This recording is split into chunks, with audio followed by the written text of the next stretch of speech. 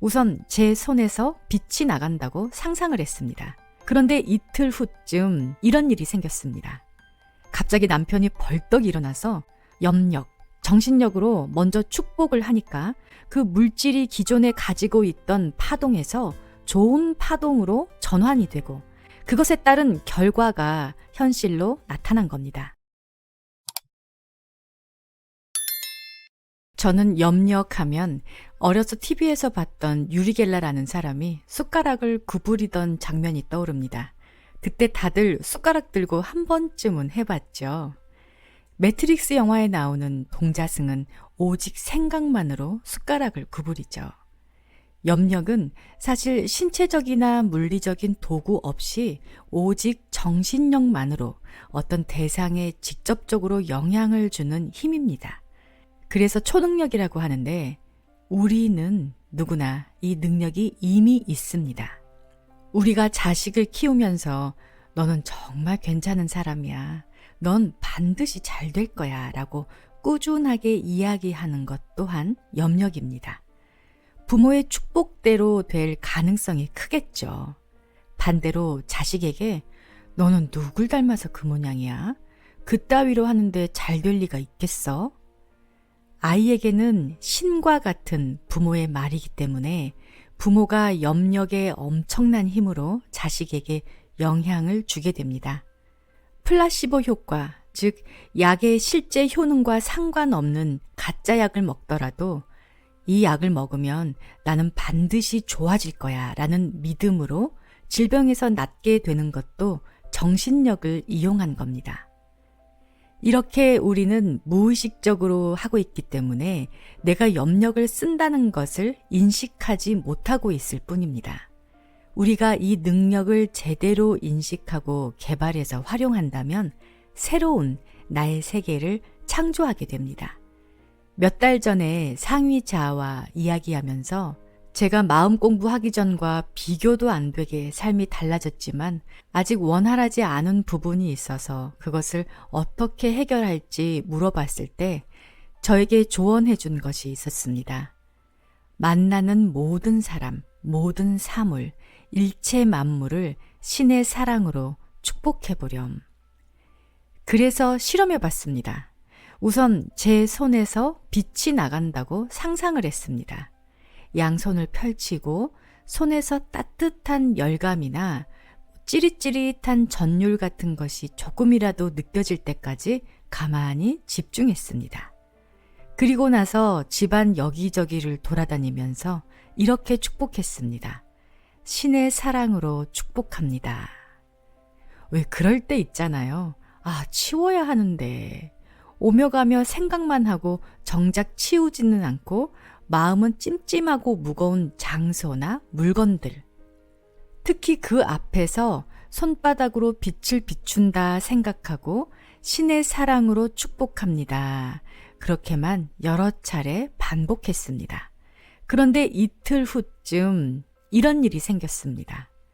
갑자기 남편이 벌떡 일어나서 창고 좀 정리해야겠어. 그러더니 창고를 온통 다 뒤집어서 버릴 건 버리고 아주 깔끔하게 정리를 하더라고요.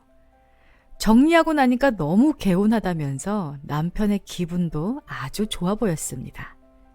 만약 제가 남편에게 창고 정리 좀 같이 하자라던가 자기가 창고 정리 좀 해 이렇게 말했으면 어땠을까요? 저항이 있었을 겁니다. 나도 하기 싫어서 미룬 건데 남편 보고 하라니 남편도 하기 싫은 마음 또 시간을 어떻게 내냐는 등 이런저런 갈등까지 생겼을지도 모르죠. 염력, 정신력으로 먼저 축복을 하니까 그 물질이 기존에 가지고 있던 파동에서 좋은 파동으로 전환이 되고 그것에 따른 결과가 현실로 나타난 겁니다. 제가 너무 신이 나서 자동차에도 똑같이 해봤습니다. 내비게이션이 어딘가 오작동이 났는데 업그레이드를 해도 계속 오류가 나서 그런 채로 한 반년 정도 지내고 있었거든요. 그래서 3일 정도 차에 탈 때마다 똑같이 신의 사랑으로 축복을 보내고 나자 갑자기 차 설정을 다시 한번 해볼까? 이런 아이디어가 생각이 났고 그냥 끌리는 대로 여기저기 눌러보다 보니 제대로 정상적으로 작동이 되기 시작했습니다. 그때 신의 축복의 힘을 알게 됐는데요. 이게 바로 염력, 즉 우리의 정신력을 사용해서 창조하는 일입니다. 가족, 지인, 사업, 고객들, 거래처, 반려동물, 지구 행성, 자동차, 물건, 지갑, 은행 계좌, 고지서 활용할 곳이 아주 많지요. 물론 오랫동안 고착되어 있던 상태의 파동을 바꾸려면 꾸준하게 집중하는 것이 아주 중요합니다. 단 주의할 것이 있습니다. 상대방의 자유의지를 침해해서는 안 됩니다. 내 염력을 사용해서 내가 원하는 대로 상대방을 조종하고 통제하고 만드는 것이 아니라 반드시 모두에게 좋은 쪽으로 될 것이다처럼 집착이 없는 상태, 그야말로 신의 축복 상태로 하는 겁니다. 뭐든지 내가 발산하는 것이 나에게 반드시 돌아온다는 우주의 법칙을 꼭 기억하세요. 오늘은 금가루 수업 중 이 염력으로 불을 끌어오는 부분을 여러분과 나눠보겠습니다. 5번째 특별한 능력, 염력. 불을 끌어당기는 5번째 특별한 힘은 염력으로 물리적 에너지나 도구를 사용하지 않고 물리적 대상에 직접적으로 영향을 미치는 힘이다. 생각은 사물에 영구적인 영향을 미칠 수 있다. 부의 관점에서 보면 생각으로 지갑, 은행 계좌, 투자, 옷, 자동차, 일하고 생활하는 건물과 지역에 영향을 미칠 수 있다. 사실 당신은 끊임없이 생각을 통해 외부 세계를 형성하고 있다. 당신의 생각은 사물에도 영향을 미친다. 무생물인 사물은 당신이 사물에 대해 좋은 생각, 그 중에서도 풍요로운 생각을 할 때 반응하는 힘을 가지고 있다. 당신 주변에 있는 사물이 행동할 때 그것을 비판하기보다는 좋은 방향으로 축복하라. 마지못해 전동 타자기를 구입한 고용주가 있었다.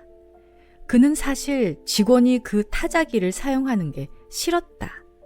결국 타자기는 제대로 작동하지 않았다. 세상의 모든 것은 지성으로 가득하며 무생물이라고 불리는 사물도 마찬가지이다. 조화로운 결과를 얻으려면 사물을 지능적으로 대해야 한다. 염력으로 물체에 직접 영향을 미치고 물체를 끌어당긴다는 주부도 있었다. 그녀의 남편은 식비를 감당하기 위해 수년간 고군분투하고 있었다. 대가족인 친척이 정기적으로 방문해 식료품 저장실을 아주 말끔히 아청소해 준 것이다. 부부는 친척들을 사랑했지만 감당할 수 있는 형편이 아니었다. 어느 날 아내는 염력이라는 특별한 능력으로 식료품을 끌어당겨 늘어나는 식료품 수요를 충족시키는 방법이 있을 것이라는 생각이 들었다. 그녀는 어떻게 하면 이 특별한 마음의 힘으로 좋은 음식을 부엌으로 끌어당길 수 있을지 고민하기 시작했다. 조용히 모든 종류의 식료품을 떠올리며 그것들이 어디에서 오는지 상상했다. 어부의 손에서 시장으로 넘어갔다가 자신에게 오는 해산물을 떠올렸다. 들판의 소들이 목장주의 손을 거쳐 자신에게 오는 모습을 상상했다. 수많은 손길에 감사하며 채소, 통조림, 냉동식품, 빵 등의 식품 등을 시각화했다. 재정적 부담은 생각하지 않고 모든 종류의 음식이 풍성하게 부엌으로 들어오는 모습을 상상했다.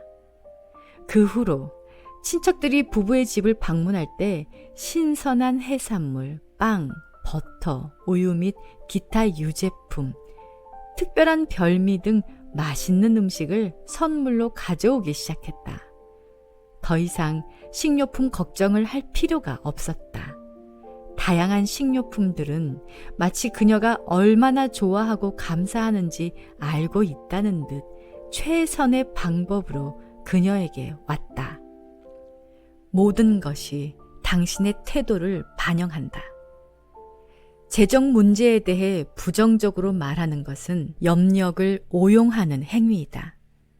당신은 세상의 모든 것에 정신적, 언어적인 영향을 미친다. 한 사업가는 최근에 자신의 꽃밭에 심을 목련나무를 구입했다고 한다. 그의 친구들은 목련나무가 꽃을 피우려면 7년 정도가 걸린다고 했다.